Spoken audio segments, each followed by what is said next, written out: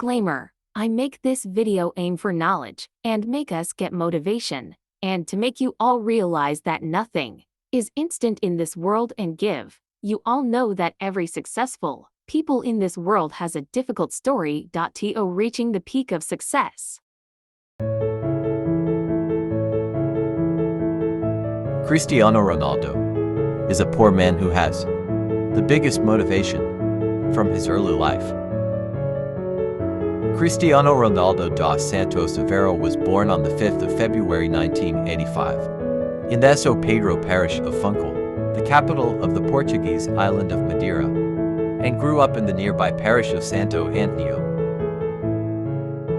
He is the fourth and youngest child of Maria Dolores dos Santos Viveiros de Aveiro and Josdines Aveiro. Ronaldo's story is very similar to that perception, as he was an ordinary kid born to poor parents. But Ronaldo's early life is the biggest motivation to many people out there who think you can't make it in life just because of your poor background. How is the biggest motivation from Ronaldo's early life?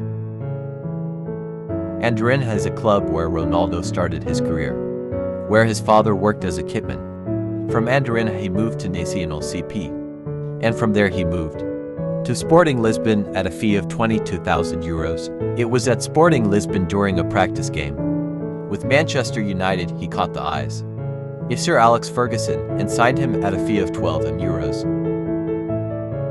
During the early part of his career going, Ronaldo played on empty stomach several times.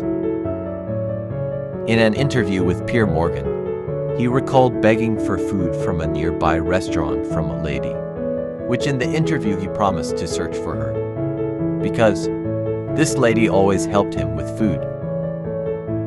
Ronaldo's father was very poor and a drunkard who had nothing to support his determined son.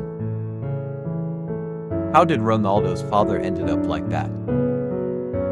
His father, José Denis Aveiro, was forced into military service and fought an unpopular war against Portugal's colony Angola, from winning its independence from Portugal.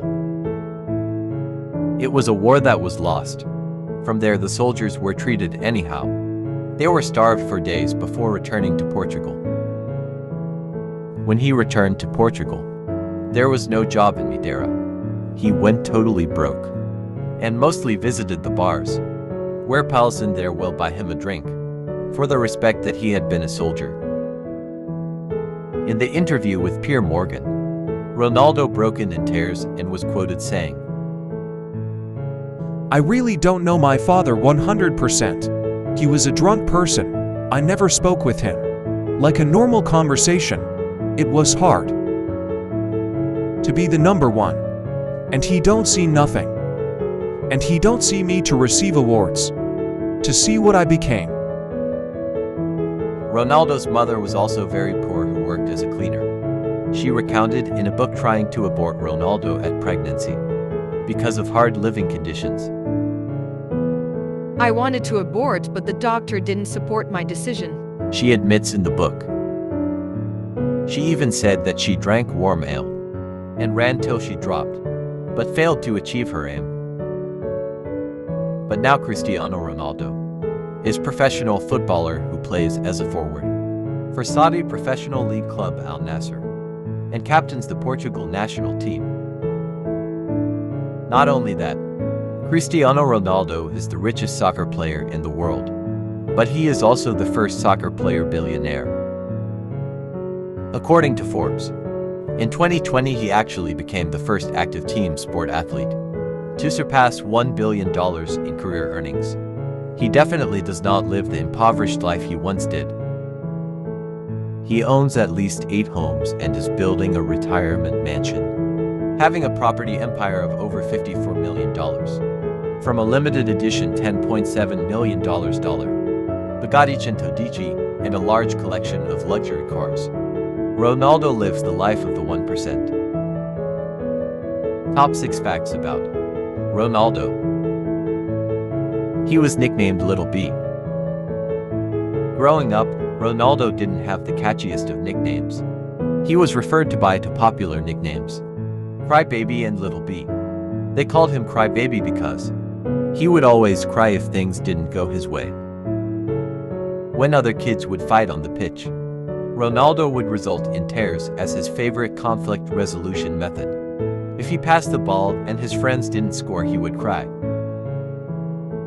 The player had heart surgery at 15 years. When Ronaldo was 15 years old, he was diagnosed with tachycardia, a racing heart condition, which meant his heart rate was higher than normal even while resting. He had an operation in which a laser was used to cauterize the area of his heart that was causing the problem. The surgery took place and he was released the same day. Ronaldo was back in training just a few days later. He can jump higher than an average NBA player. He is strong and has an amazing vertical leap. With a starting run-up, the forward can reach a whopping 78 cm off the floor, 30.7 inches.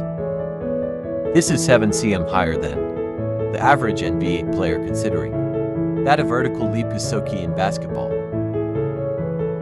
There is a museum in his honor. In 2013, Ronaldo opened a museum at Funchal in Madeira in his honor. The Museum CR7 is a museum that contains Ronaldo's trophies that he has won over the years, which is over 150 pieces. The museum is an official sponsor of the local football team União da Madeira, the town where the player was born. Above the museum, there is a hotel built in a partnership between Ronaldo and the Pestana Group.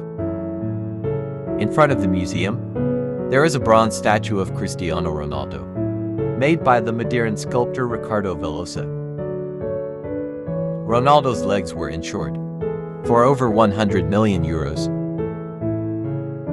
In 2009, Real Madrid announced that the team had insured Cristiano Ronaldo's legs for around 100 million euros. Ronaldo has no tattoos.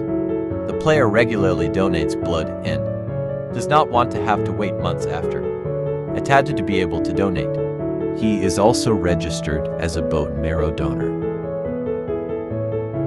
Ronaldo doesn't drink alcohol.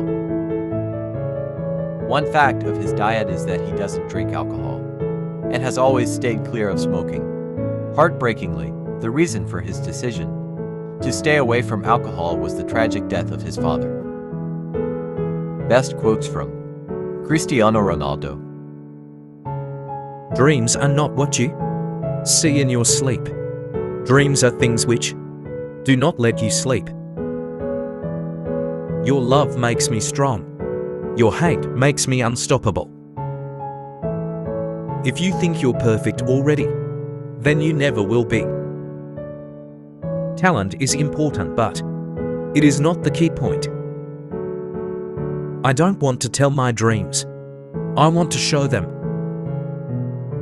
I feel endless need to learn, to improve, to evolve, not only to please the coach and the fans, but also to feel satisfied with myself. I know I'm a good professional. I know that no one's harder on me than myself, and that's never going to change under any circumstances.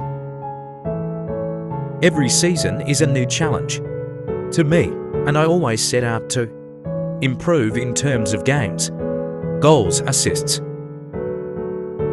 I am always motivated. I am ambitious and I want to always improve. Without football, my life is worth nothing.